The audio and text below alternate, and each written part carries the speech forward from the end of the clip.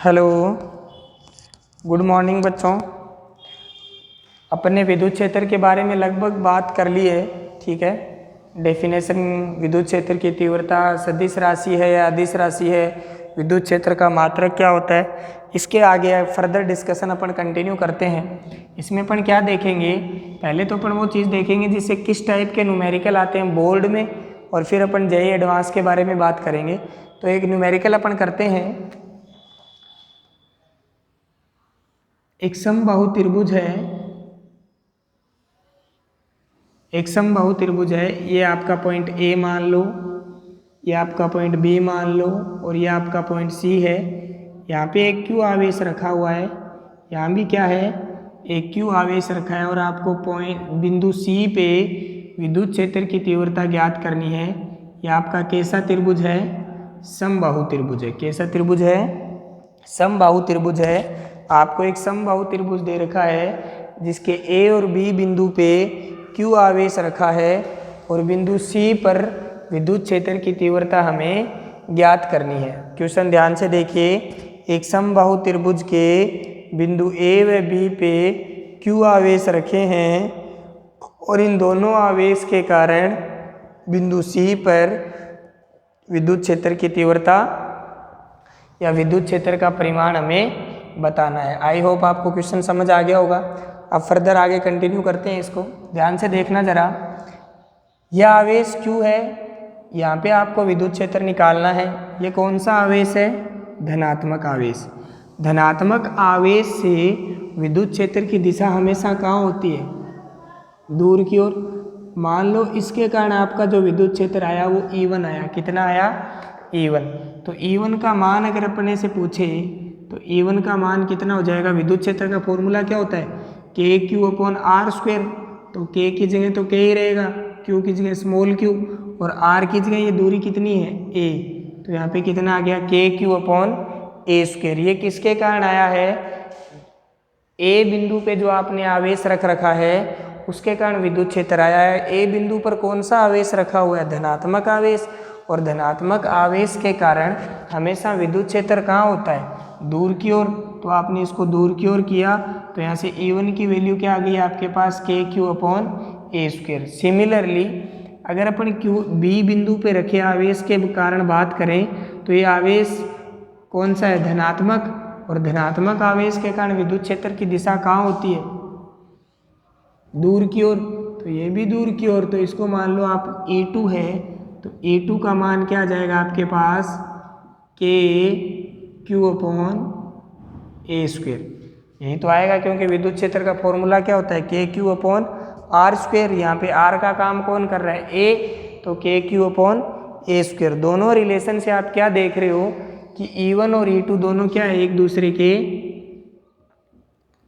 बराबर है। पहला तो चलो अपन को ये पता चल गया, पर हमें पता है विद्युत क्षेत्र कौन सी राशि होती है, सदिश राशि है। इसका मतलब इसका अगर एडिशन करेंगे तो वेक्टर एडिशन करना पड़ेगा। तो ये आपके पास पहला विद्युत क्षेत्र E1 और दूसरा क्या है, E2। अगर हमें इनके कारण, ठीक है, अगर हमें दो सदिश P और Q दे रखे हों और उनका रिजल्टेंट निकालना हो तो हमारे पास फॉर्मूला क्या होता है, सदिश के अंदर अपन ने पढ़ा था P² + Q² + 2PQ cos theta.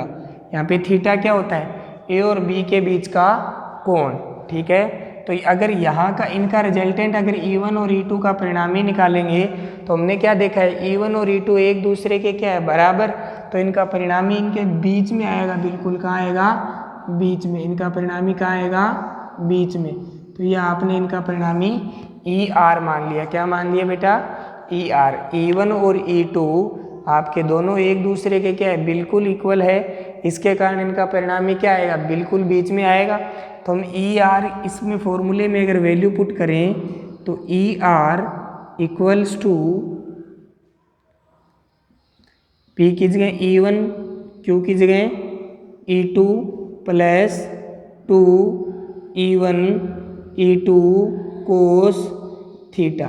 अब हमें थीटा निकालना है, तो समबाहु त्रिभुज है, समबाहु त्रिभुज में ये कोण कितना डिग्री हो गया, 60 डिग्री, ये भी कोण कितना डिग्री है, 60 डिग्री, ये कोण कितना डिग्री है, 60 डिग्री, तो ये कोण भी कितना डिग्री हो गया, 60 डिग्री। हाँ या ना, कोई प्रॉब्लम यहाँ तक?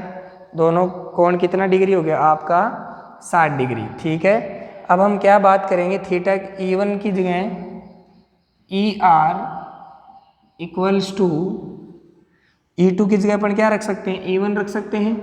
तो E1 का स्क्वायर प्लस E1 का square plus 2E1 into E1 into cos 60। कोई प्रॉब्लम यहाँ तक?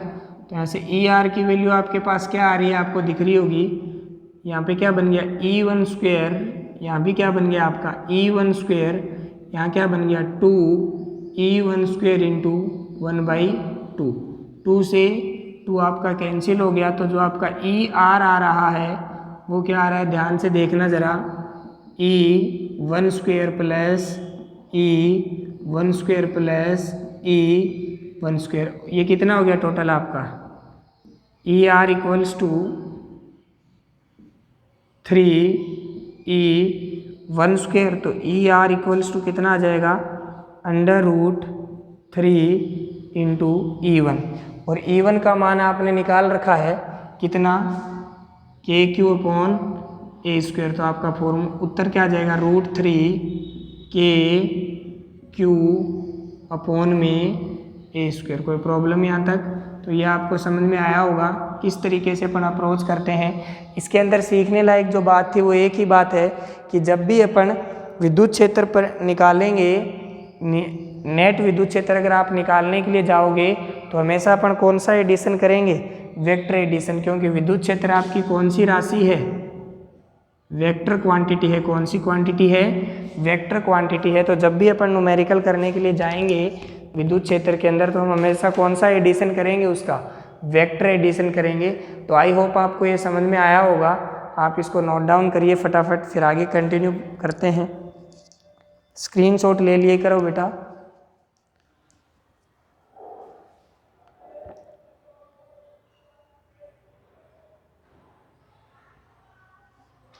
ठीक है, तो ये अपन ने एक न्यूमेरिकल की बात करी। इससे इस टाइप के न्यूमेरिकल आपके पेपर में आ सकते हैं। ठीक है, आगे करते हैं कंटिन्यू।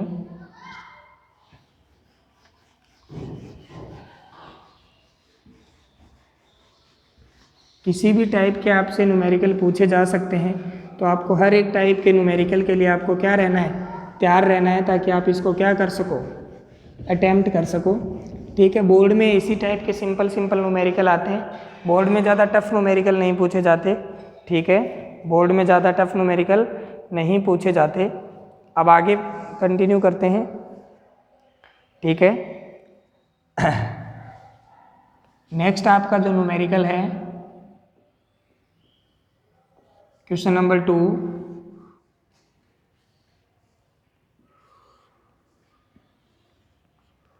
ठीक है, इस टाइप से है। इसमें यहाँ पे -2Q आवेश रखा है, यहाँ पे +2Q आवेश रखा है।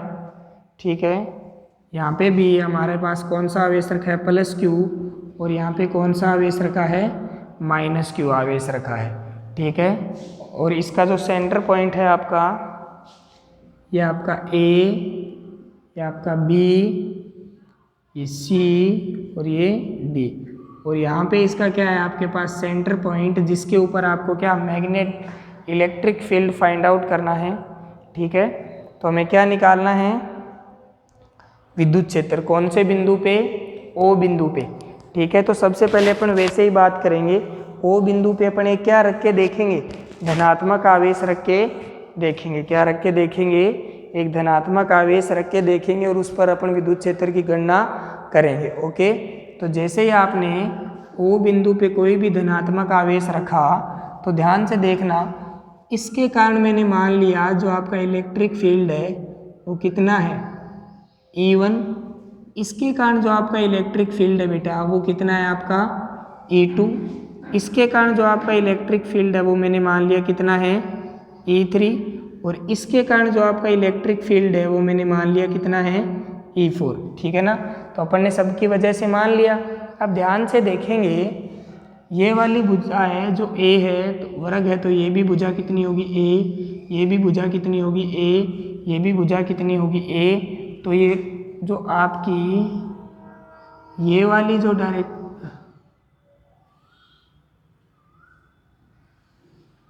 अब ध्यान से देखना, वर्ग है तो ये वाली अगर आपको AC निकालनी है,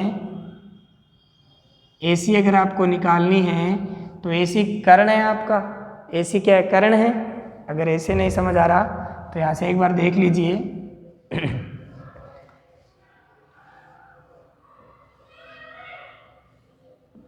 ठीक है, ये आपका क्या है A, ये आपका क्या है D, और ये आपका क्या है C। ये देर का है, ये देर का, ये कोण कितना है 90 डिग्री। तो हमें AC निकालना है, तो AC क्या है आपका, कर्ण है। तो कर्ण का स्क्वायर इक्वल्स टू लंब का स्क्वायर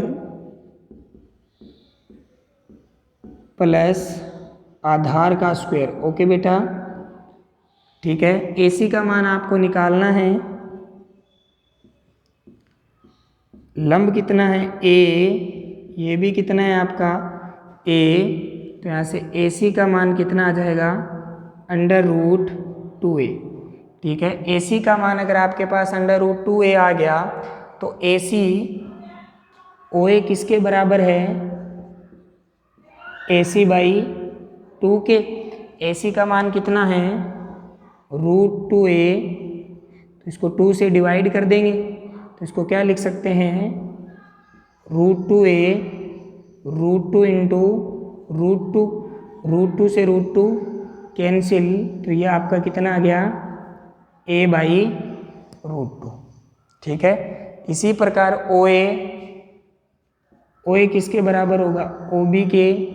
इसी प्रकार OB किसके बराबर होगा, OC के। और इसी प्रकार ये सारे क्या होंगे, एक दूसरे के बराबर। ये हमारे पास किसकी वैल्यू आ गई, किसकी वैल्यू आ गई हमारे पास, OD की। तो ये हमने एक छोटी सी कैलकुलेशन परफॉर्म की, जिससे हमें अपने को ये पता चल गया। अब आगे इसको प्रोसीड करते हैं।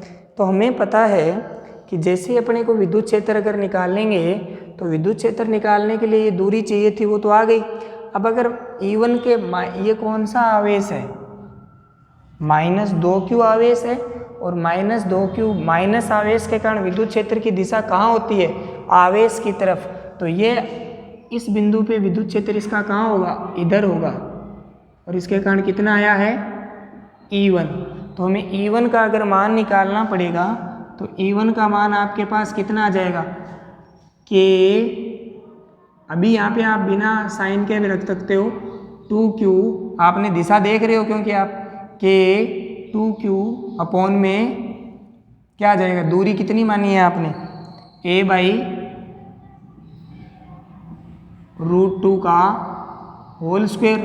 तो यहाँ से E1 का मान क्या आ जाएगा, के 2q अपॉन में a/√2। a/√2 का मतलब a² और 2 कहाँ चला जाएगा, ऊपर। तो E1 का मान आपके पास कितना आ गया, 4kq अपॉन में a²। ठीक है, ओके बेटा। इसकी जो दिशा है वो कहाँ है, OA के अनुदिश। कहाँ है ये, OA के अनुदिश है बेटा, OA के अनुदिश। आया कि नहीं आया, आगे बात करते हैं। इसी प्रकार हमें अब पहले अपन E4 निकालेंगे। ये कौन सा आवेश है, -q आवेश है, तो इसकी दिशा भी कहाँ होगी, आवेश की तरफ होगी। तो ये आपका E4 आएगा, आएगा कि नहीं आएगा। अगर आप E4 निकालोगे तो E4 में क्या फॉर्मूला लगाओगे, KQ अपॉन R की जगह क्या लिख दोगे, a/√2। तो ये कितना हो जाएगा, a² और ये 2 कहाँ चला जाएगा, ऊपर। इसकी दिशा कहाँ आएगी, OB के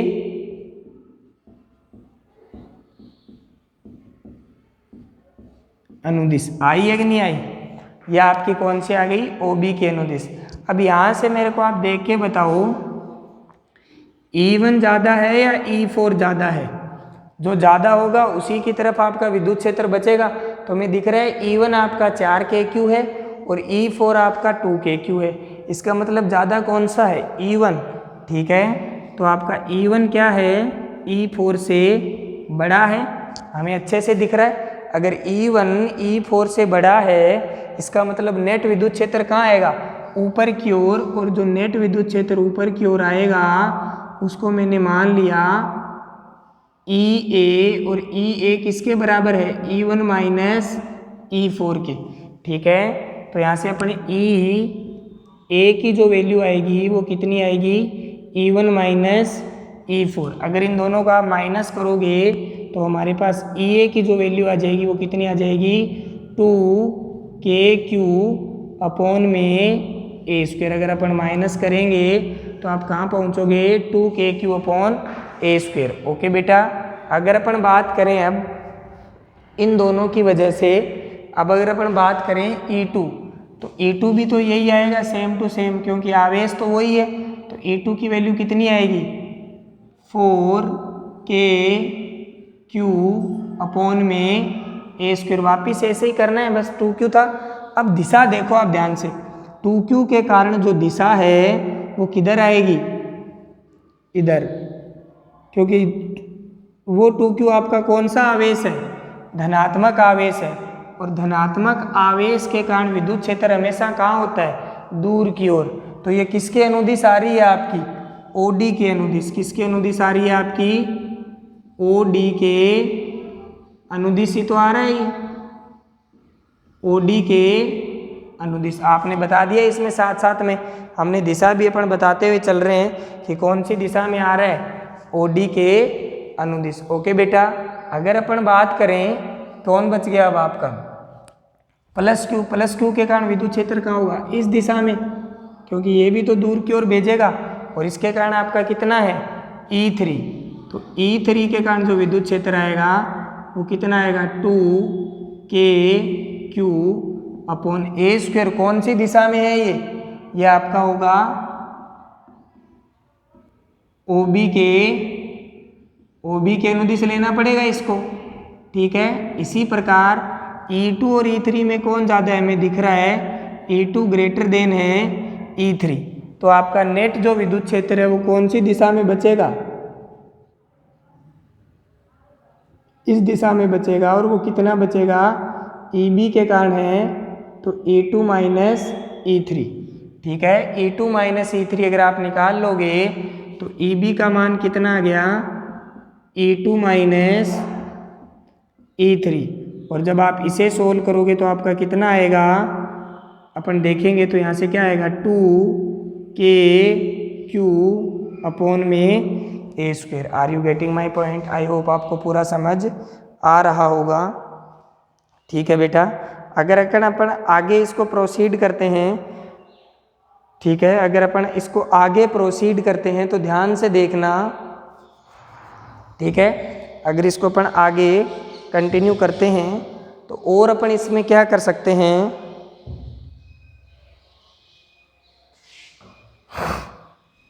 इसके आगे और अपन क्या करेंगे? ध्यान से देखना, यहाँ के आ गया। अब देखो, एक विद्युत क्षेत्र तो आया है इधर, ये तो ये रहा और EB का है ये रहा, और इन दोनों के बीच कोण कितना है? 90 डिग्री। तो दो सदिश, उनका अगर आपको रिजल्टेंट निकालना है और उनके बीच कोण कितना डिग्री हो? 90 डिग्री। तो उनका रिजल्टेंट क्या आता है? P square plus Q square. कितना आता है? P square plus Q square. EA और EB दोनों देखो क्या है? एक दूसरे के बराबर है या नहीं है? EA और EB एक दूसरे के बराबर है। तो इसको मैं ऐसा भी तो लिख सकता हूँ, ER equals to EA square plus EA square कितना हो जाएगा? 2EA square. तो ये कितना हो गया आपका? √2EA। और EA का मान आपका कितना आया है? 2k³। तो ये आपका क्या बन जाएगा? 2√2kq upon A square. तो ये आपका नेट विद्युत क्षेत्र आ गया। और इसकी दिशा अगर आपसे पूछे तो दिशा किसके अनुदिश आई है? ये इसकी आपकी दिशा आ गई। तो आई होप आपको समझ में आया होगा, कोई दिक्कत नहीं आई होगी आपके। ठीक है, 2√2 KQ/R²। कोई प्रॉब्लम यहाँ तक तो हम इसको इस टाइप से अपन परफॉर्म कर सकते हैं।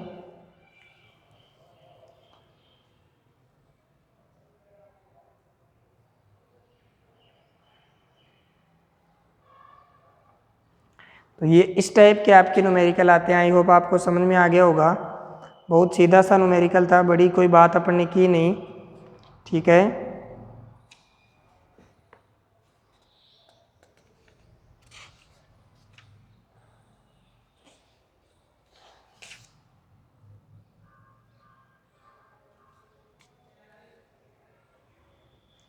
ठीक है बेटा। क्या किया अपन ने, एक -2Q आवेश था, एक +2Q आवेश है, एक +Q और एक -Q। इसके कारण हमें बिंदु O पर विद्युत क्षेत्र की तीव्रता ज्ञात करनी थी।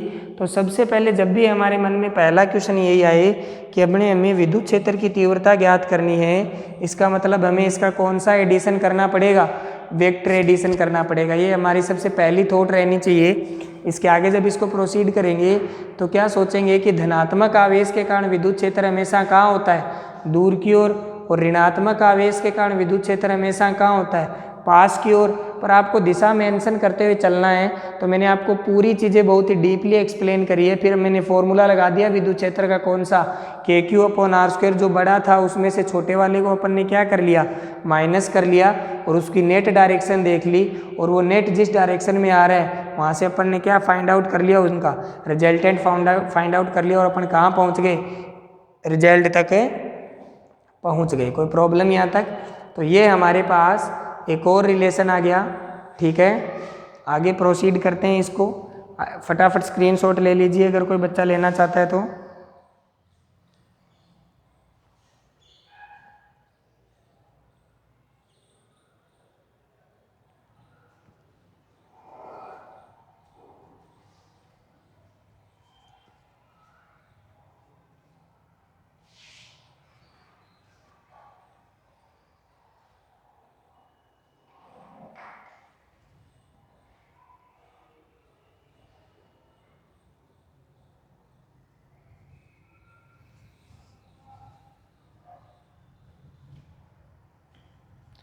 ओके, नेक्स्ट बढ़ते हैं आगे। तो हमारे पास इस टाइप के न्यूमेरिकल आते हैं जिनमें हमें क्या करना पड़ता है, हमें वेक्टर एडिशन करना पड़ता है। तो हमें इस टाइप के न्यूमेरिकल को भी परफॉर्म करते हुए चलना है। हो सकता है आपसे न्यूमेरिकल हो रहे हो, अगर आप ट्राई कर रहे हो तो। इसके आगे बढ़ते हैं। अब कभी कभी हमारे पास ग्राफ बनाने के लिए आ जाते हैं। ठीक है, कि विद्युत क्षेत्र व दूरी के मध्य आपको क्या बनाना पड़ जाता है, कभी कभी ग्राफ बनाने पड़ जाते हैं। तो अपन उन ग्राफों के बारे में बात करते हैं, ध्यान से सुनना जरा।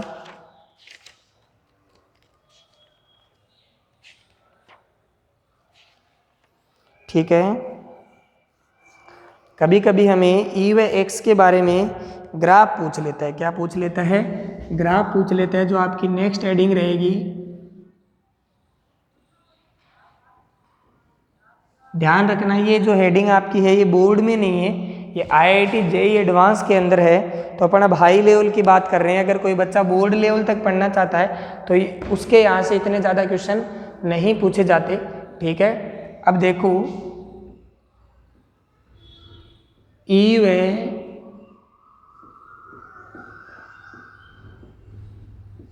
X के मध्य अपन क्या देख रहे हैं, ग्राफ देख रहे हैं। किस किस के बीच में, E व X के मध्य अपन क्या देखेंगे बेटा, ग्राफ देखेंगे। तो जरा ध्यान से देखिएगा। अपन सबसे पहले दो आवेशों के बारे में बात करते हैं। ठीक है, यह आपका मान लो E है और यह आपका मान लो X है। ठीक है, इसी टाइप से होंगे। यहाँ पे आपने +Q आवेश रख दिया। कौन सा आवेश रख दिया, +Q आवेश। इस डायरेक्शन को अपन धनात्मक मान के चलेंगे। ठीक है, इस डायरेक्शन को अपन क्या मान के चलेंगे, ऋणात्मक मान के चलेंगे। ओके, अब आप एक परीक्षण टेस्ट चार्ज धनात्मक आवेश लेके आए और आपने उसको यहाँ रखा, कहाँ रखा, यहाँ रखा, तो ये कहाँ जाएगा, इधर भेजेगा उसको। विद्युत क्षेत्र की दिशा कहाँ आएगी, इधर आएगी कि नहीं आएगी। ये कौन सा आवेश है, धनात्मक आवेश है। और अगर आप इसके बगल में एक और धनात्मक आवेश रखोगे तो ये उसको क्या करेगा, प्रतिकर्षित करेगा। और धनात्मक आवेश के कारण विद्युत क्षेत्र की दिशा हमेशा कहाँ होती है, दूर की ओर होती है। कहाँ होती है, दूर की ओर होती है। तो अगर हमें पूछा विद्युत क्षेत्र का, अगर अपन फॉर्मूले की बात करें तो फॉर्मूला क्या होता है, E = KQ / R²। अब ध्यान से देखना, यहाँ पे आपका फॉर्मूला क्या बन जाएगा, KQ / X²। अब ध्यान से देखना, अगर अपन x को क्या रख देते हैं, इनफाइनाइट रख देंगे तो आपका E क्या हो जाएगा, 0 हो जाएगा। और अगर अपन x को क्या रख देंगे, 0 रख देंगे तो आपका E क्या हो जाएगा, इनफाइनाइट हो जाएगा। हो जाएगा कि नहीं हो जाएगा। पर इसमें डायरेक्शन बड़ी इंपॉर्टेंट है, बस डायरेक्शन का आपको ध्यान रखना है कि ग्राफ कौन से क्वाड्रेंट में आएगा। तो ध्यान देना, जब आप धनात्मक आवेश यहाँ रखोगे तो धनात्मक आवेश के कारण विद्युत क्षेत्र की दिशा हमेशा दूर की ओर होती है। तो इस बिंदु पे विद्युत क्षेत्र की दिशा कहाँ है, इधर की ओर। इस बिंदु पे विद्युत क्षेत्र की दिशा कहाँ है, इधर की ओर। इस बिंदु पर विद्युत क्षेत्र की दिशा कहाँ है, इधर की ओर। आप बोलोगे सर हमें कैसे पता चलेगा, हमें क्यों नहीं पता चलेगा। हम यहाँ पे एक टेस्ट चार्ज रखेंगे, यहाँ लाके क्या रखेंगे, टेस्ट चार्ज Q0। अब इस Q0 को ये प्लस Q आवेश कहाँ भेज रहा है, दूर की ओर भेज रहा है कि नहीं भेज रहा। और आपने कल क्या डेफिनेशन पढ़ी थी कि धनात्मक परीक्षण आवेश पर लगने वाले बल की दिशा में किसकी दिशा होती है, विद्युत क्षेत्र की। कल अपन ने यही तो बात करी थी कि धनात्मक परीक्षण आवेश पर लगने वाले बल की दिशा में हमेशा क्या होता है, विद्युत क्षेत्र। तो इस बिंदु पे अगर बल इधर है तो विद्युत क्षेत्र भी कहाँ होगा, इधर ही होगा। तो अपन टेस्ट चार्ज रखते जाएंगे। तो अपन ने क्या देखा, जब आपकी डिस्टेंस क्या है, 0, तो विद्युत क्षेत्र कितना है, इनफाइनाइट। 0 कहाँ है, यहाँ। इसका मतलब ग्राफ कहाँ से स्टार्ट होगा, ऊपर से। और ये कहाँ जाके इसको टच करेगा, इनफाइनाइट पे। कहाँ जाके टच करेगा, क्योंकि जब आपका x इनफाइनाइट हो जाएगा तो आपका विद्युत क्षेत्र क्या हो जाएगा, 0। इसके अंदर रख देंगे, मानिए वैल्यू आ जाएगी। इसी टाइप से अब देखना ध्यान से, तो ये इस क्वाड्रेंट में क्यों आया सर, इस क्वाड्रेंट में क्यों नहीं आया। इस क्वाड्रेंट में इसलिए आया क्योंकि यहाँ दोनों क्वाड्रेंट के अंदर आपका विद्युत क्षेत्र क्या है, धनात्मक। इन दोनों क्वाड्रेंट के अंदर आपका विद्युत क्षेत्र क्या है, ऋणात्मक। अगर विद्युत क्षेत्र ऋणात्मक दिशा में आता, इसका मतलब विद्युत क्षेत्र कैसा होता, ऋणात्मक। तो वो कौन से क्वाड्रेंट में आता, तीसरे और चौथे में। अगर विद्युत क्षेत्र आ रहा है आपका धनात्मक, मतलब धनात्मक दिशा के अनुदिश उसका डायरेक्शन जा रही है, तो वो क्या रहेगा, फर्स्ट और सेकंड क्वाड्रेंट में। अब देखो सेम काम आपने यहाँ किया, उसी टेस्ट चार्ज को आपने यहाँ ला के रखा। तो इस टेस्ट चार्ज के ऊपर जो बल है वो कौन सी दिशा में लगेगा, इस दिशा में। लगेगा कि नहीं लगेगा, बिल्कुल लगेगा सर, लगेगा। अगर वो बल इस दिशा में लगेगा तो ये कहाँ जाएगा, ऋणात्मक दिशा के अनुदिश। और अगर इस दिशा में जा रहा है तो विद्युत क्षेत्र कैसा होना चाहिए, ऋणात्मक। और ऋणात्मक कौन से क्वाड्रेंट में बनेगा फिर, तीसरे या चौथे। तो इधर तो बन नहीं सकता, तो कहाँ बनेगा, इधर। ओके बेटा, तो ये आपका धनात्मक आवेश के कारण विद्युत क्षेत्र में E व X के मध्य आपने ग्राफ बना लिया, ठीक है। अगर अपन अब कई बोलेंगे सर ये धनात्मक तो ठीक है सर, ऋणात्मक बना के बताओ सर। तो चलो ऋणात्मक पे चलते हैं, वापिस से वही फिनोमिना।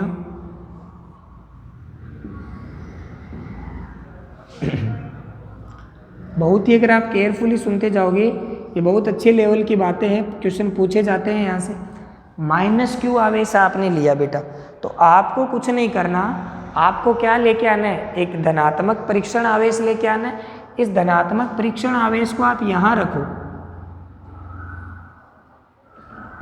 जैसे ही आपने इस धनात्मक परीक्षण आवेश को यहाँ रखा, ये जो -Q आवेश है ये इसको किधर खींच रहा है, इस बार कहाँ बल लगाएगा, इस दिशा में। अगर आपका बल इस दिशा में लग रहा है,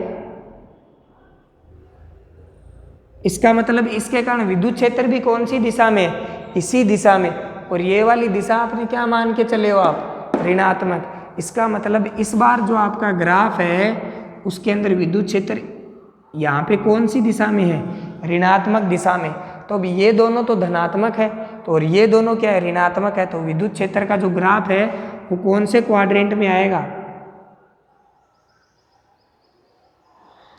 थर्ड क्वाड्रेंट में। कौन से क्वाड्रेंट में आएगा, थर्ड क्वाड्रेंट में। Okay sir.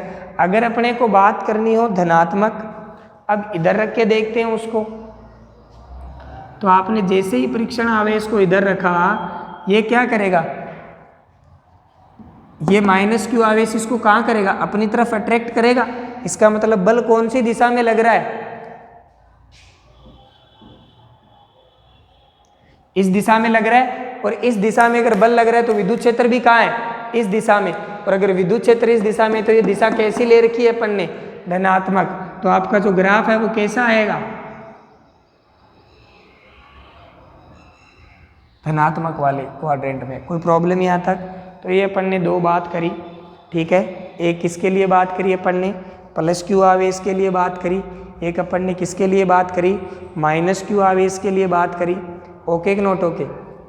तो ये हमने बहुत ही केयरफुली इस चीज़ को देखा, ठीक है। क्या करना है, जैसे आपको प्लस क्यू आवेश देता है, आपको पेपर में पूछे जाते हैं ऐसे क्वेश्चन, बहुत ही अच्छे क्वेश्चन बनते हैं ये, ठीक है। तो आपने क्या किया, आपको एक उसने कौन सा आवेश दिया, प्लस क्यू आवेश दिया। और अगर प्लस क्यू आवेश आपको उसने दिया है, ठीक है, तो आपको बोले कि ई व एक्स के मध्य क्या बनाओ बेटा, ग्राफ बनाओ।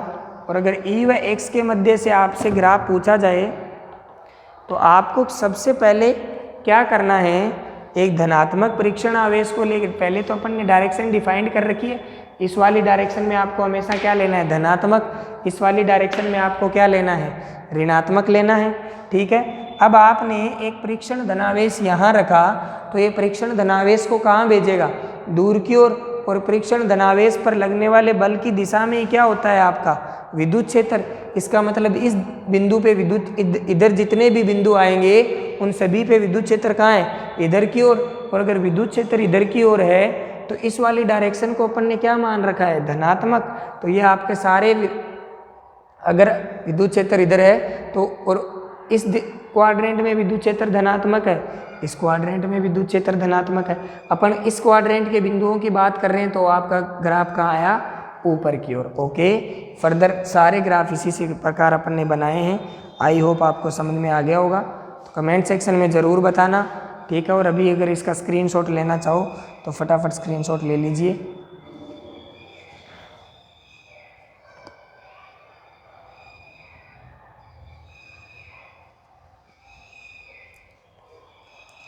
आगे कंटिन्यू करते हैं।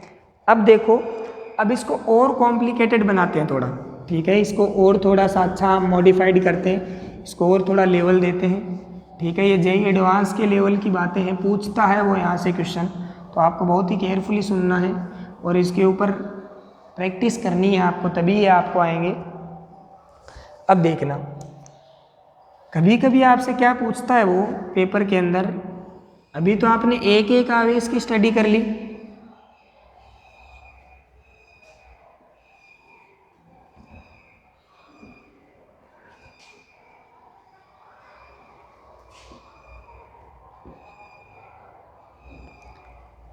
ठीक है। कभी कभी आपको वो दो दो आवेश दे देता है,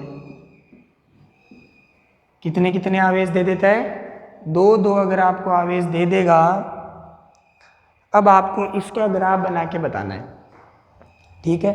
अब अपन इसके बारे में काम शुरू करते हैं। सारे ये ई है और ये क्या है आपका, ये ई है, ठीक है ना। ये आपकी क्या है, एक्स है, ये भी आपका क्या है, एक्स है, ये आपका क्या है, ई है, ठीक है। तो आप इसके ऊपर बात कर सकते हैं। अब देखना ध्यान से, पहले अपन एक बात करते हैं, एक नॉर्मल ऐसे क्वेश्चन भी पूछे जाते हैं, इसको आप एक अलग क्वेश्चन लेके लिख सकते हैं कि ये आपका एक प्लस क्यू आवेश है और यह आपका दूसरा एक प्लस क्यू आवेश है और इनके बीच की दूरी कितनी है, आर है। तो आपसे पूछे कि इनके मध्य वो बिंदु बताइए जहाँ पे विद्युत क्षेत्र की तीव्रता क्या हो, जीरो हो। इनके मध्य वो बिंदु बताइए जहाँ पे विद्युत क्षेत्र की तीव्रता क्या हो, 0। तो हमें देखना है कि वो बिंदु बीच में होगा, बिल्कुल कितनी दूरी पे होगा, r/2 दूरी पे, क्योंकि दोनों आवेश क्या है, सेम है। पर हमें ऐसे नहीं देखना, तो अपन कैसे करेंगे, ध्यान से देखना जरा। मान लो इस प्लस क्यू, ये कौन सा आवेश है, धनात्मक, इससे x दूरी पे आपका विद्युत क्षेत्र क्या है, 0 है। तो इससे कितनी दूरी पे 0 होगा, r-x दूरी पे 0 होगा। अब देखो इसके कारण जो विद्युत क्षेत्र है वो कौन सी दिशा में है, इस दिशा में है,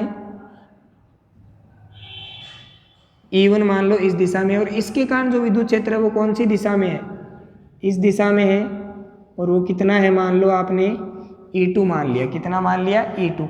अगर हम E1 की बात करें तो E1 कितना आएगा, K Q, ये E1 का परिमाण है, और E2 कितना आएगा, E2 कितना आएगा,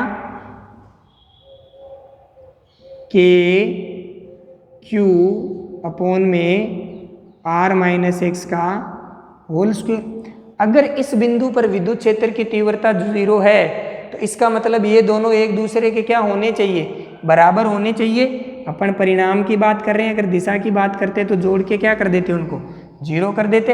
अगर दिशा लेते तो इसको मान लेते आप आई कैप, इसको क्या मान लेते, माइनस आई कैप, दोनों को जोड़ते बात वहीं पहुंच जाती। ओके, तो E1 क्या है, E2 के, तो अपन क्या ले लेंगे, K Q upon X square equals to K Q upon r-x का होल स्क्वायर। के क्यू से के क्यू आपका कैंसिल हो गया, तो 1 upon X square equals to 1 upon r-x का होल स्क्वायर। दोनों तरफ क्या ले लेंगे, अंडर रूट ले लेंगे, तो क्या बच जाएगा, क्रॉस मल्टीप्लाई कर देंगे, तो ऐसे क्या आ गया, 2x इक्वल्स टू r, तो x इक्वल्स टू r/2।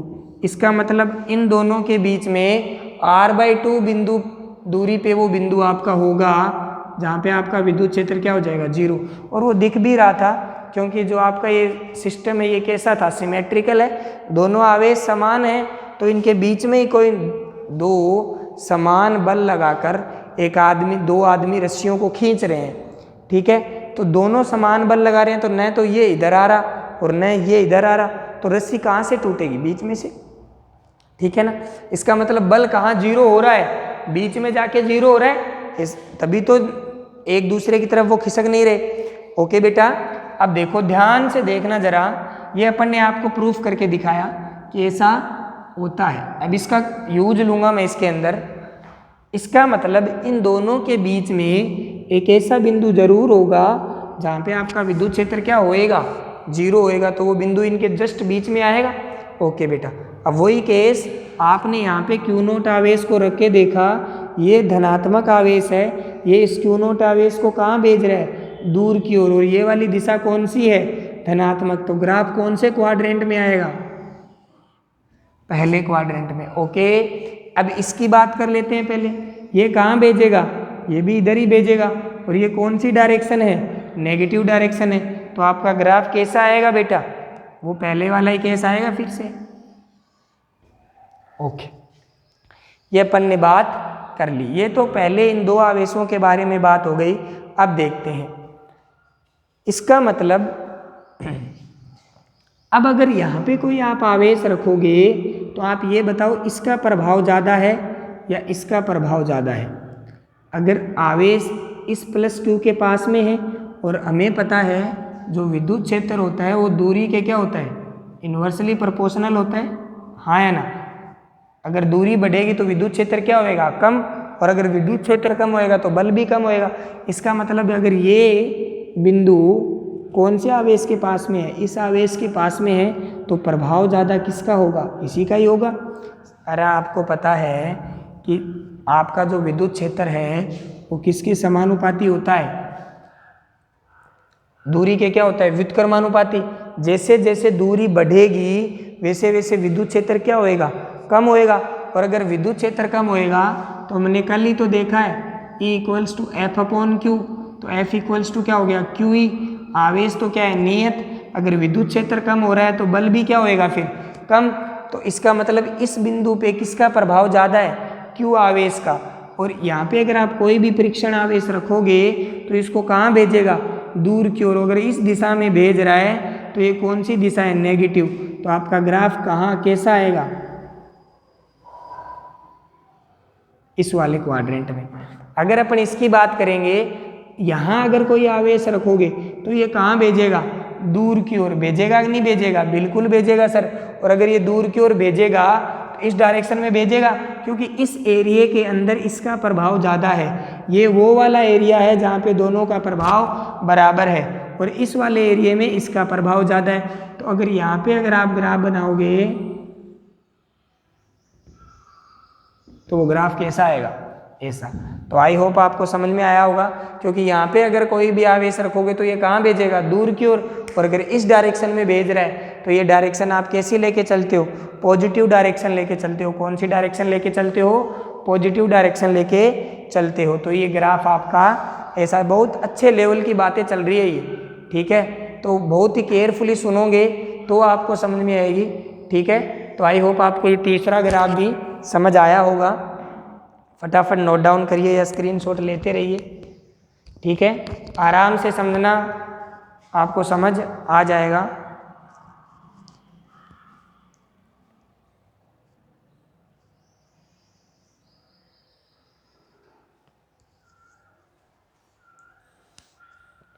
बस एक चीज़ ध्यान रखना है, इनको टच मत करना यहाँ पे। जैसे ये दूरी पे है, ये भी दूरी पे है, तो टच नहीं करोगे आप। टच कहाँ जाके होंगे, ये x बराबर 0 पे, और x बराबर 0 पे आपका विद्युत क्षेत्र क्या हो जाएगा, इनफाइनाइट।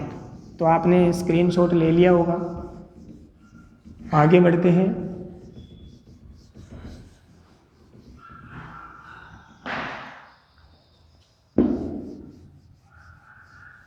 एक और ग्राफ बनाने की कोशिश करते हैं। ये तो आपने दोनों प्लस प्लस के बनाए, अगर अपन दोनों माइनस माइनस के बनाते तो ध्यान से देखेंगे।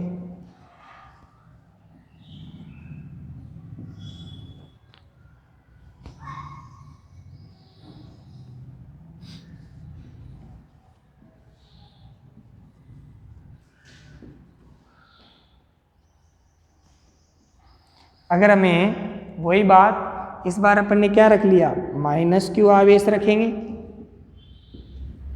यहाँ पे आपने वही E और x के बीच में ग्राफ चल रहा है आपका, तो सेम केस, वही केयरफुली सुनेंगे। अभी देखो आपके दोनों आवेश -q और -q है, इसका मतलब इनके बीच में एक बिंदु ऐसा जरूर होएगा जहाँ पे आपका विद्युत क्षेत्र क्या होएगा, 0 होएगा कि नहीं होएगा, बिल्कुल होएगा सर। तो इनके बीच में अगर एक ऐसा बिंदु है तो वो बिंदु कहाँ है, यहाँ पे होगा।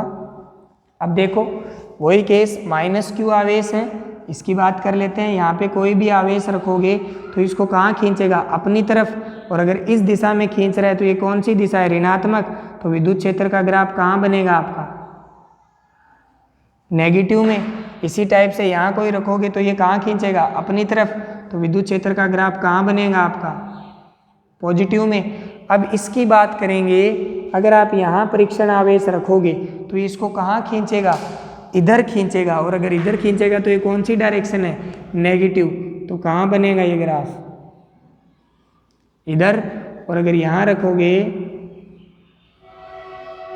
तो ये ग्राफ कहाँ बनेगा, इस बार उसका उल्टा बन जाएगा आपका, पिछले वाले का केस का जस्ट उल्टा बना देंगे। कोई प्रॉब्लम यहाँ तक।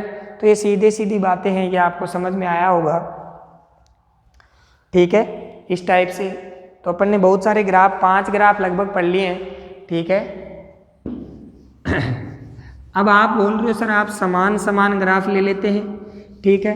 अब हम अपोजिट ग्राफ लेके, अपोजिट चार्ज लेके देखते हैं कि उनसे क्या फर्क पड़ता है।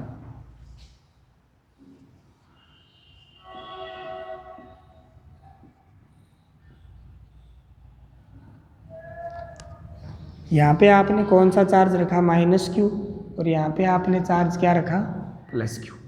इस बार आपने दोनों अपोजिट चार्ज ले लिए। आपको इन दोनों की वजह से आपको बताना है कि विद्युत क्षेत्र कौन सी डायरेक्शन में आएगा, कैसा आएगा। तो वापस से वही काम, आपको बस वही काम करना है।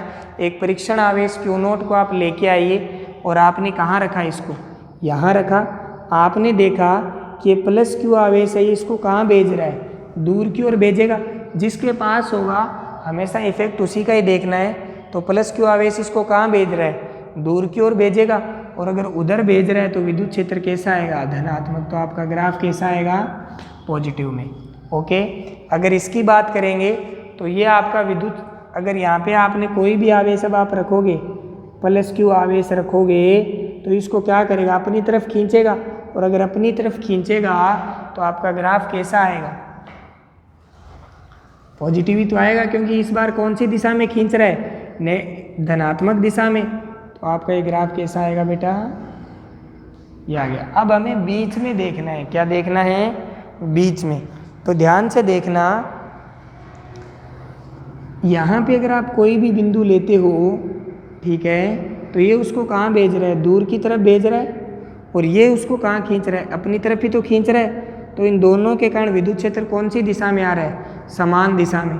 यहाँ पे देखो, ये उसको कहाँ भेजेगा, दूर की ओर भेज रहा है। और ये इसको कहाँ खींच रहा है, पास की ओर खींच रहा है। तो यहाँ भी विद्युत क्षेत्र दोनों समान दिशा में है। इस बिंदु पे देखेंगे तो वो आज भी इसको कहाँ भेजने की कोशिश कर रहा है, दूर की ओर। और ये आज भी इसको क्या कर रहा है, पास की ओर बुला रहा है। इसका मतलब इस बीच वाले पूरे रीजन के अंदर दोनों के कारण जो विद्युत क्षेत्र है वो क्या हो रहा है, जुड़ रहा है। क्या हो रहा है, जुड़ रहा है।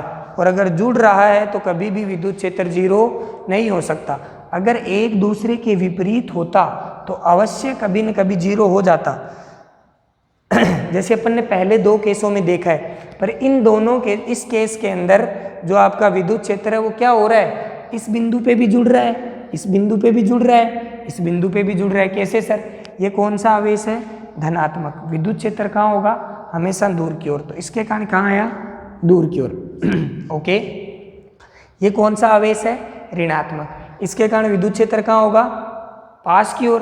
तो इसने अपनी तरफ खींचा तो इसके कारण भी इधर ही आ रहा है। तो ये दोनों क्या हो रहे हैं, जुड़ रहे हैं। इसी प्रकार ये दोनों भी क्या हो रहे हैं, जुड़ रहे हैं। इसी प्रकार ये दोनों भी क्या हो रहे हैं, जुड़ रहे हैं। और अगर कंटिन्यू आपके ये जुड़ते जा रहे हैं, इसका मतलब ये कभी भी शून्य नहीं होगा, कभी भी शून्य नहीं होगा। और अगर कभी भी शून्य नहीं होगा, इसका मतलब इन दोनों के बीच में ऐसा कोई बिंदु नहीं है जिनके ऊपर आपका विद्युत क्षेत्र क्या आ जाए, जीरो। इसका मतलब इस बार आपका ग्राफ इस एक्स एक्सिस को कट नहीं करेगा। तो इसके कारण विद्युत क्षेत्र कहाँ है, दूर की ओर।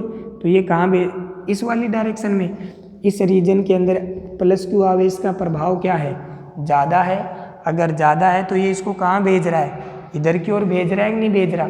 तो इस यहाँ तक जब तक आपका मिड पॉइंट नहीं आ जाता, जैसे ये आपका क्या है, मिड पॉइंट, तो यहाँ तक तो इसका प्रभाव ज़्यादा है। तो आपका ग्राफ कैसा आएगा, ठीक है। और इस बिंदु पे ये फिर अपनी तरफ ही खींच रहा है, तो दोनों ही कौन सी दिशा में भेज रहे हैं, ऋणात्मक दिशा में।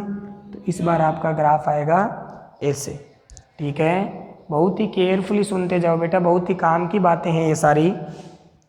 आपको कह दिया IIT एडवांस के लेवल का चल रहा है तो फिर तो दिक्कत आनी है। हाँ, अगर कोई बच्चा बोर्ड के लेवल तक की तैयारी करना चाहता है तो उसके लिए कंपलसरी नहीं है, ठीक है, वो देखे और भूल जाए, ठीक है। क्योंकि उसके जो पहले छोटे छोटे अपन ने दो ग्राफ बनाए थे प्लस क्यू और माइनस क्यू के लिए, वहाँ तक ठीक है। उसके बाद इतना उसके लेवल नहीं पूछा जाता, ऐसा आपसे कभी नहीं पूछा जाएगा। ये केवल और केवल किसके लिए हैं, जो एडवांस के लिए बैठे हैं, उनके ऐसे ग्राफ पेपर में पूछ लिए जाते हैं, ठीक है।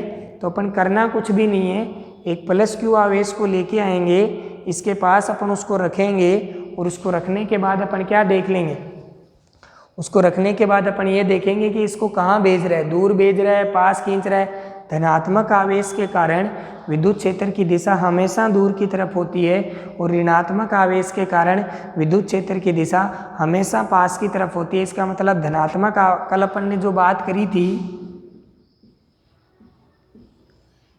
इसके कारण जो विद्युत क्षेत्र होता है वो हमेशा कहाँ होता है, दूर की ओर होता है। और अगर अपन माइनस आवेश की बात करेंगे तो इसके कारण विद्युत क्षेत्र हमेशा कहाँ होगा,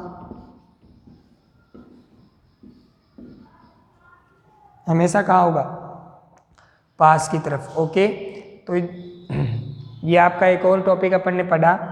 अब इसके ऊपर बहुत सारे ग्राफ बना सकते हो आप, ठीक है। तो आप घर पे अपन ने जो भी आपकी इच्छा हो वैसे आवेश लेना और फिर इनके ऊपर आपको ग्राफ बनाने की कोशिश आपको करनी है। ओके, आई थिंक आपको ये पूरा समझ आ गया होगा, ठीक है। अगर अपन बात करें इसके आगे, ठीक है, तो अपन एक नया टॉपिक पढ़ने की ओर बढ़ रहे हैं, आवेश वितरण। किसके बारे में बात करेंगे? आवेश वितरण के बारे में अपन अब बात करेंगे, ठीक है। तो एक नया टॉपिक और पढ़ते हैं।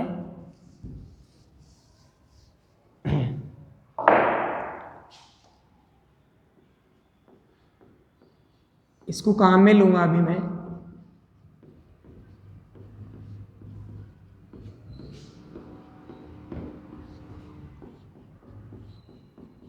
सतत आवेश वितरण, ये अपन ने गुरुत्वाकर्षण के अंदर भी पढ़ा था। वहाँ पे अपन ने क्या पढ़ा था? सतत द्रव्यमान वितरण। अब अपन ने वहाँ पे क्या डेफिनेशन देखी थी कि यदि बहुत सारा द्रव्यमान किसी सतह पर फैला हुआ है और उनके बीच की दूरी बहुत कम है तो ऐसे द्रव्यमान वितरण को सतत द्रव्यमान वितरण कहते हैं। अब द्रव्यमान की जगह क्या ले लेंगे अपन? आवेश। यदि बहुत ज़्यादा आवेश किसी सतह पे फैला हुआ है और उन आवेशों की दूरी बहुत कम है तो इस प्रकार के आवेश वितरण को सतत आवेश वितरण कहते हैं। एक बार और सुन लीजिए, यदि बहुत सारा आवेश किसी सतह पर फैला हुआ है वह उन आवेशों के मध्य की दूरी बहुत कम है तो इस प्रकार के आवेश वितरण को सतत आवेश वितरण कहते हैं। इस प्रकार के आवेश वितरण को अपन क्या कहते हैं? सतत आवेश वितरण कहते हैं। कोई प्रॉब्लम यहाँ तक? अब अपन ने गुरुत्वाकर्षण में पढ़ा था कि द्रव्यमान वितरण कितने प्रकार का होता है? 3 प्रकार का। एक तो रेखीय द्रव्यमान वितरण, एक पृष्ठीय द्रव्यमान वितरण और एक आयतन द्रव्यमान वितरण। यहाँ भी अगर अपन किसकी बात करेंगे आवेश की, तो आवेश भी कितने तरीके से फैलता है? 3 तरीके से। सबसे पहले अपना कौन सा?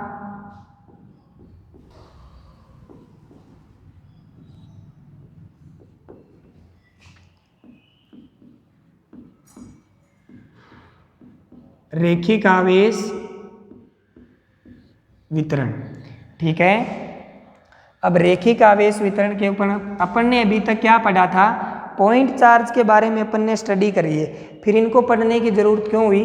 कभी कभी हमें किसी भी सतह पे फैला हुआ आवेश दे देता है और उसके ऊपर अपने को क्या परफॉर्म करनी पड़ती है? कैलकुलेशन। तो ऐसे आवेश वितरण को सोल्व करने के लिए हम इस सतत आवेश वितरण के बारे में पढ़ते हैं। तो ध्यान से देखना जरा, जब आवेश लंबाई के अनुदिश फैला हुआ हो तो इसे रेखीय आवेश वितरण कहते हैं। जब आवेश लंबाई के अनुदिश फैला हुआ रहता है तो इसे रेखिक आवेश वितरण कहते हैं। जब आवेश लंबाई के अनुदिश फैला हुआ है तो इसे क्या कहते हैं? रेखिक आवेश वितरण कहते हैं। यदि आवेश एक रेखा पर वितरित है तो इसे रेखिक आवेश वितरण कहते हैं। समझ में आ गया होगा? यदि आवेश एक रेखा पर वितरित है तो इसे रेखिक आवेश वितरण कहते हैं, ठीक है। ध्यान से सुनना, यदि आवेश एक रेखा पर वितरित है तो इसे रेखिक आवेश वितरण कहते हैं। और आगे पढ़ेंगे, प्रति इकाई लंबाई पर आवेश की मात्रा को रेखीय आवेश घनत्व कहते हैं। प्रति इकाई लंबाई पर आवेश की मात्रा को रेखीय आवेश घनत्व कहते हैं। प्रति इकाई लंबाई पर, ठीक है। अपन ने किसकी बात कर रहे हैं? लंबाई की। तो प्रति इकाई लंबाई पर आवेश की मात्रा को अपन क्या कहेंगे बेटा? रेखीय आवेश घनत्व कहते हैं। प्रति इकाई लंबाई पर आवेश की मात्रा को रेखीय आवेश घनत्व कहते हैं। क्या कहते हैं? रेखीय आवेश घनत्व कहते हैं। प्रति इकाई लंबाई पर आवेश की मात्रा को रेखीय आवेश घनत्व कहते हैं। क्या कहते हैं? रेखिक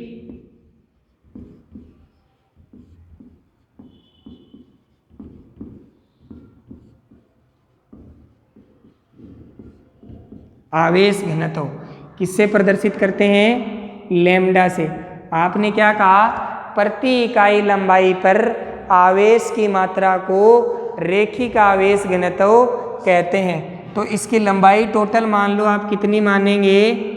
L, ठीक है। और इस पे आवेश कितना मानेंगे? Q। तो यहाँ से लैम्डा बराबर क्या आ जाएगा आपके पास? Q/L। यही तो है। अगर L बराबर आप 1 रख दोगे तो लैम्डा किसके बराबर आ जाएगा? Q के। तो प्रति इकाई लंबाई पर आवेश की मात्रा को रेखिक आवेश घनत्व कहते हैं। अगर अपन यहाँ पे एक छोटी सी dl लंबाई ले लें, क्या ले लें? dl लंबाई ले लें और उसके ऊपर आपका dq आवेश फैला हुआ है, तो यहाँ पे लैम्डा का फॉर्मूला क्या बन जाएगा? dq/dl। प्रति इकाई लंबाई पर आवेश की मात्रा को रेखिक आवेश घनत्व कहते हैं। इसे लैम्डा से प्रदर्शित करते हैं। लैम्डा की विमा आपको पता है, आवेश का मात्रक कूलाम, लंबाई का मात्रक मीटर, तो कूलाम पर मीटर। और यहाँ से आप इसकी क्या निकाल सकते हो? विमा निकाल सकते हो। तो अपन ने क्या देखा कि यदि बहुत सारा आवेश किसी सतह पर वितरित है और आवेशों के मध्य की दूरी बहुत कम है, तो इस प्रकार के आवेश वितरण को रेखिक आवेश वितरण सतत आवेश वितरण कहते हैं। और सतत आवेश वितरण के अंदर अपन ने पहला क्या पढ़ा? रेखिक आवेश वितरण। और इसमें क्या देखा? यदि आवेश एक रेखा के अनुदिश वितरित हो तो इसे रेखिक आवेश वितरण कहते हैं। रेखिक आवेश वितरण के अंदर अपन ने क्या पढ़ा? रेखीय आवेश घनत्व या रेखिक, इसको रेखीय भी बोल सकते हैं, रेखीय आवेश घनत्व, ठीक है। अगर इसको रेखीय, तो रेखीय प्रति इकाई लंबाई पर आवेश की मात्रा को रेखीय आवेश घनत्व कहते हैं। इसे लैम्डा से प्रदर्शित करते हैं। तो dq किसके बराबर आ जाएगा? Lambda into dl। ये बहुत इंपॉर्टेंट बात है, ध्यान रखना, बहुत ज़्यादा इसको काम में लेने वाला हूँ। तो प्रति इकाई लंबाई पर आवेश की मात्रा को क्या कहते हैं? रेखीय आवेश घनत्व। ये तो पूरे के लिए हो गया। और ये आपका किसके लिए हो गया? एक स्मॉल आवेश dq के लिए अपन ने बात कर ली। किसके लिए बात कर ली? dq के लिए। तो ये आपका रेखीय आवेश वितरण हो गया, ठीक है। अब देखो नया टॉपिक अपन इसमें ही सेकंड, जो हमें पता है किसके अनुदिश फैलता है? क्षेत्रफल के अनुदिश। तो सेकंड को क्या नाम दे देंगे?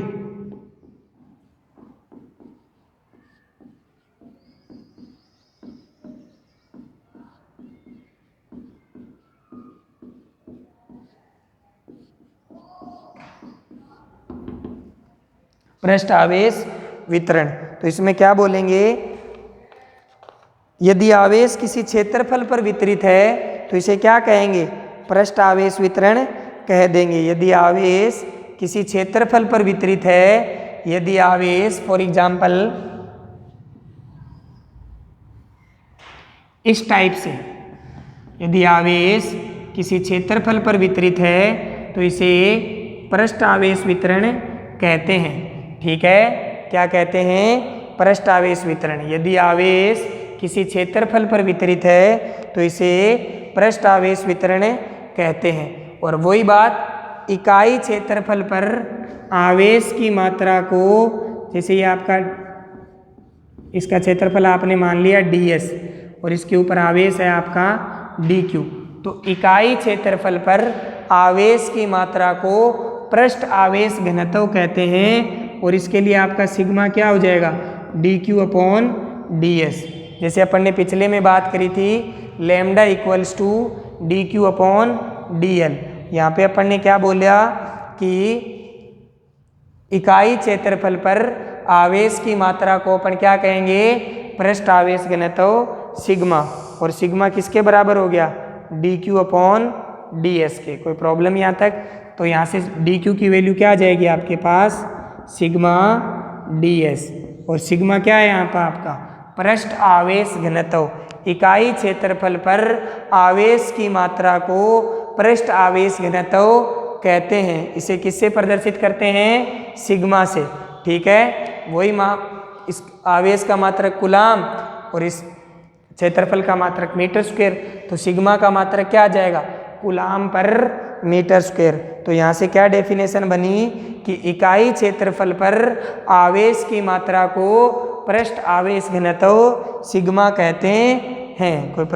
कोई प्रॉब्लम यहाँ तक? अगर अपन नेक्स्ट आगे बढ़े तो ये आपका पृष्ठ आवेश वितरण हो गया। अब तीसरा कौन सा बच गया, आयतन आवेश वितरण। कौन सा बच गया,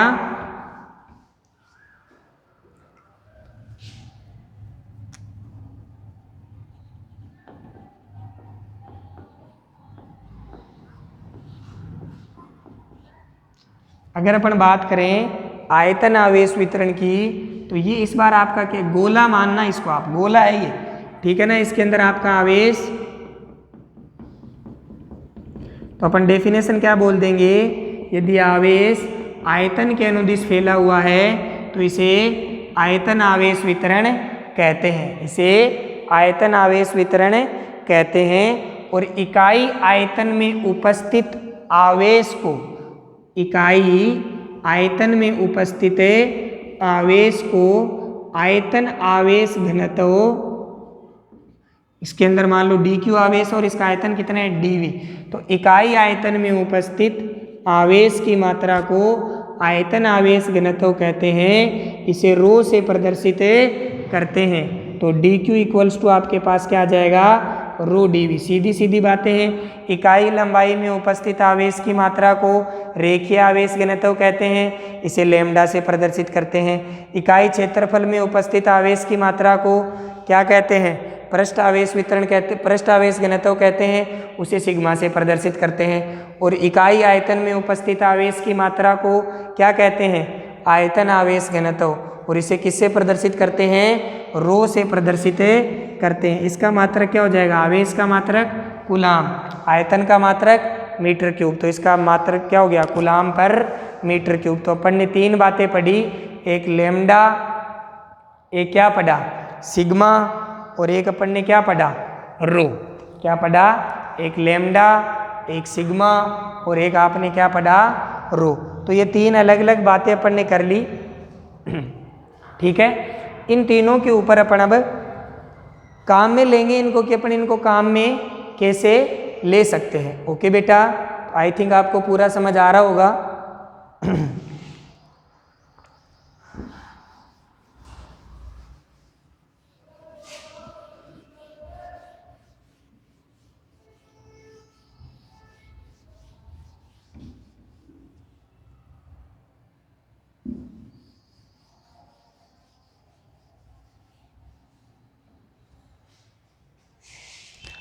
ठीक है, तो अपन ने किस किस की बात कर ली, एक रेखीय आवेश घनत्व की बात कर ली, ठीक है, एक किसकी बात कर ली आपने, पृष्ठ आवेश घनत्व की बात कर ली, और एक किसकी बात कर ली आपने, आयतन आवेश घनत्व की बात कर ली। ओके, तो आप इनको बहुत ही केयरफुली पढ़ना, आपको पूरा समझ में आएगा।